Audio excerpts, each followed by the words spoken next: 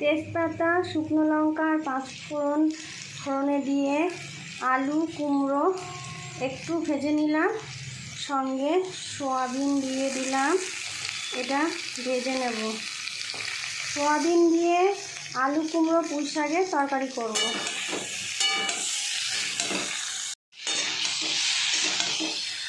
একটু ভেজে নিয়ে এবার পুঁই শাকগুলো সব দিয়ে দেবো।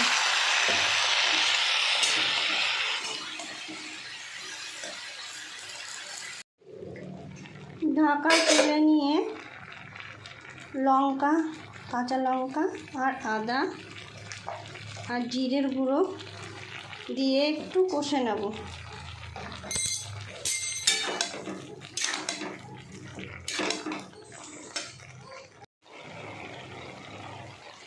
হালকা জল দিয়ে দেবো,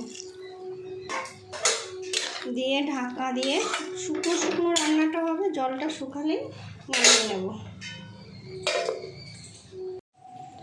হয়ে গেছে। এই রেসিপিটা যদি ভালো লেগে থাকে তাহলে লাইক করবে, কমেন্টে জানাবে, বাড়িতে করে খাবে, শেয়ার করে দেবে।